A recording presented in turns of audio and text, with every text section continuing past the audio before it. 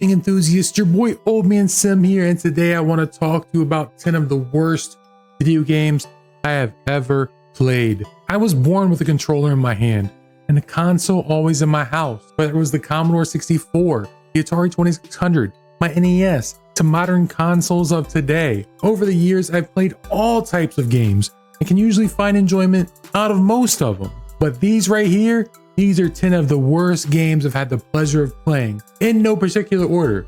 And as always, these are totally just my opinion, and based on just what I've played, your opinion may vary. But first, before we get started, make sure you hit that subscribe button. We're so close to 1,000 subscribers. We're about 300 away. Smash that thumbs up like and leave a comment below. Tell me if you thought a game was worse, what game I got wrong, or where I was right on. I do respond to all comments and they help my videos in the algorithm.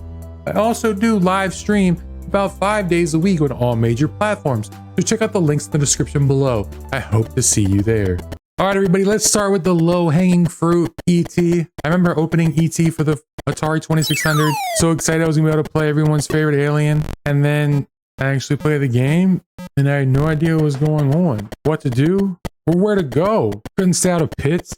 I constantly died and had no real idea what was going on in the game. This game was so bad, it became the poster child for the major game crash of 1983. And although this game was the second best selling game on the Atari way overproduced the product and it wasn't worth the carts it was put on. Famously, all of the unbought ET games ended up buried in a landfill in Mexico, along with a lot of other stock of unsold Atari games.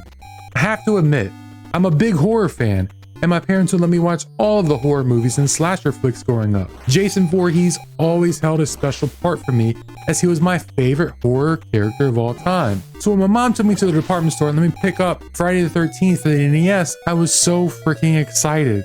Then I loaded it up and nothing makes sense. Where am I going? What am I doing? I was completely lost.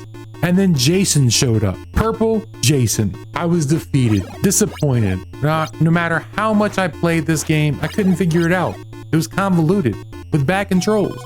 And to boot, it wasn't scary at all. You were better off playing Splatterhouse than playing this game. Although, one good thing did come from this game many years later with the isometric Friday the 13th game, where they made a bop of the remix of the Jason music from the original NES game for a downloadable skin. Growing up with Sonic, starting on the Genesis and then the Game Gear, Sonic quickly became my favorite mascot of the era. He had attitude, was fast, liked eating chili dogs, but wasn't in love. I fell in love with the series all over again when I got my Dreamcast and played one of my favorite games of all time, Sonic Adventure. So when I heard Sonic was coming to modern consoles, basically rebooting the franchise, I'm like, what could go wrong?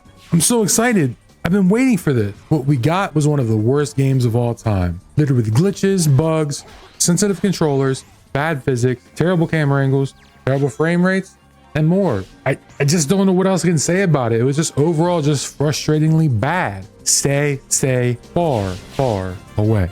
This game, Dr. Jekyll and Mr. Hyde. I know most of y'all probably seen the AVGN video on this, and that's actually the first time I've ever seen this game beaten and finally understood the game is when he finally beat it. But this game, numerous times, I tried playing this game when I was younger. I never knew what was going on. This is a trend. I didn't know what was going on. It wasn't until I saw AVGN, like I said, play years later that I finally understood what this game was about, what it was accomplishing. It was just bad. You play as Dr. Jekyll. Your goal was to make it to the end of the level with zero ability to attacking. You're completely defensive, which would be fine if there wasn't horrible enemy placement around every turn. It makes it nearly impossible. But as you get hit, you build frustration, you become Mr. Hyde, and you can finally fight back.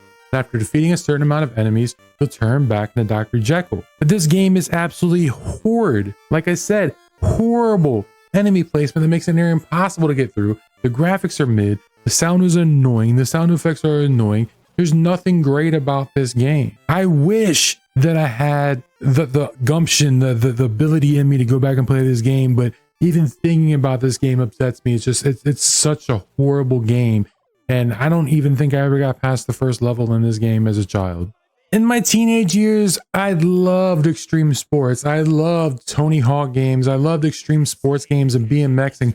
They were so fun. I absolutely loved the skate culture. So when my younger self saw this BMX game, but more adult and edgy, I was like, bet, I can play this, cool. Well, I honestly wish I didn't, because other than pixelated booba, this game had hardly any redeeming qualities. This game used controversy to sell the game from the nudity and excessive cursing aspect.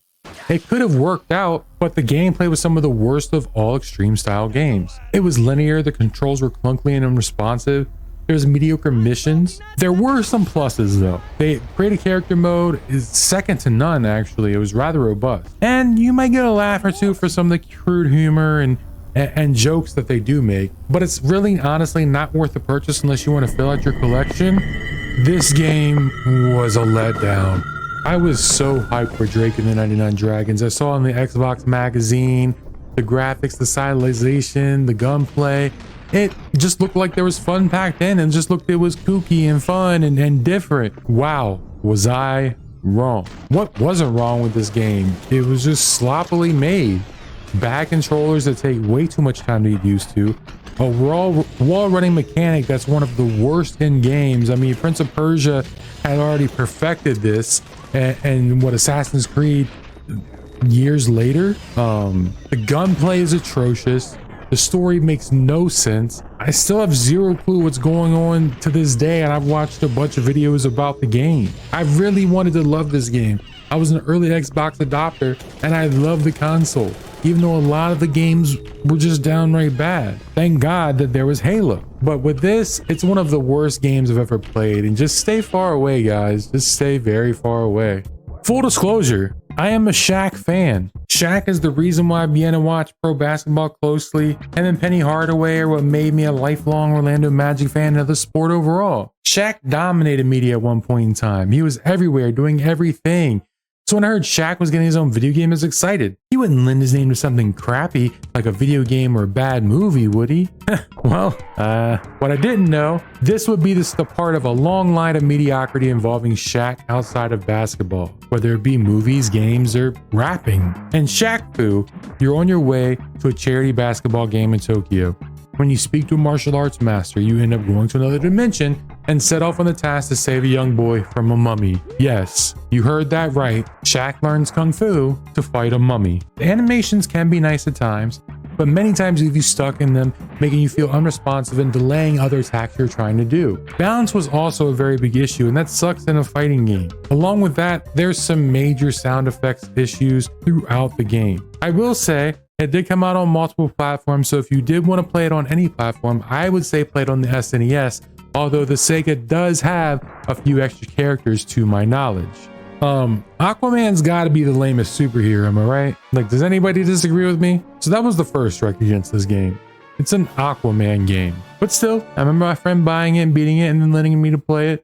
He said it was really, really cool. I got about 30 minutes in it before I cut it off, called him up, said this game is trash, and hung up. True story. Really interesting adventure is there. I mean, it's a cool idea, place, and whatever. And the hero does have a really cool aquatic gift, but other than that, there's really nothing there. Like, it's overall just disastrous. Poor execution, weak story, no payoff, uninspired gameplay, bland graphics, general mediocrity that's just painted all over this title. The sound is bad. Aquaman Battle for Atlantis is Aquaman's version of Superman 64, and that's not an over exaggeration. I mean, I guess you can play it and it's more playable than Superman 64, but I mean, both of them make me want to gouge my eyes out, so I don't really know. Early Xbox games.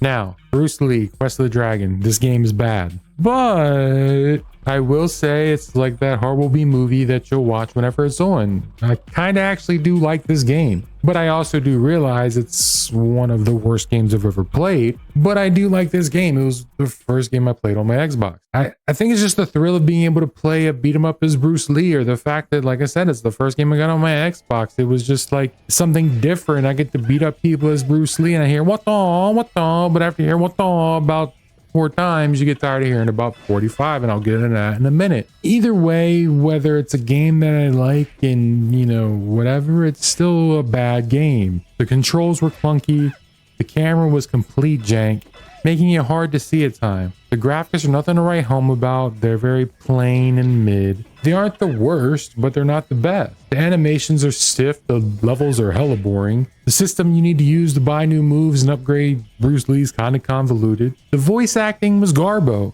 And like I said before, I can't unhear the sound Bruce makes every time he punches or kicks. It's a little much, especially if you spam it. All the negatives give it that B-movie martial arts style feel though. But it's not the intended type. I still like this game, but I do recognize it as one of the worst games ever, and I really can't recommend it to anybody unless you're a huge martial arts fan and you want to play a martial arts janky video game with the greatest martial arts. I don't know. I can't really recommend it to anybody, but like I said, I do enjoy the game for all of its horribleness that it is. Ugh. To be honest with you, I've never been a big RoboCop fan. Like, I really haven't, like none of the games, the movies or anything. But even back then when like RoboCop came out, I still gave it a chance. I still did play the games, but I remember my aunt gave me a Commodore 64 that my cousin no longer played. And this was years later after it came out, obviously. And I was excited. I'm like, I've never played this. I don't know what this is. And I really love video games, so I had it. But it only had 2 games with it. One was Dr. J and Larry Bird, where you go one-on-one, and you know, I absolutely loved it. You know what I mean? Like dunking on each other, breaking the glass, all that good stuff, you know. And the other game was RoboCop, and at the time I hadn't formed my opinion on RoboCop yet, so I was kind of excited. I'm like, yeah, I get to play this game where I get to shoot and, you know, whatever, and it's not something I had to play before. And then I played it and it was a disaster. Like, you can't even beat the game. And I thought it was maybe me or just an old copy I had or whatever, and I believe it's like level 4 or 5, but the levels aren't even finished. The game's unbeatable.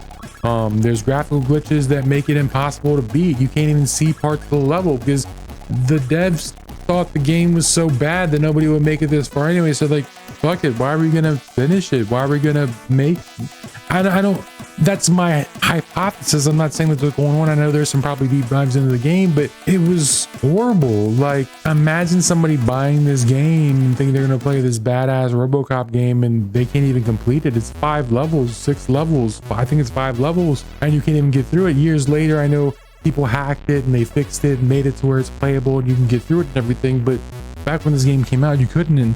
And this has got to be, in my opinion, one of, if not the worst TV movie tie-ins I've ever played. And I think it's just inexcusable. People think they have a rough time today when they're actually able to patch up games and fix games and all this other stuff. You took this home, there was no fixing it. You know, that it's honestly one of the worst games of all time, in my opinion. And that's it, everyone. That is 10 of the worst video games I have ever played in my life. What are some of the games you've played that you thought were absolute shit?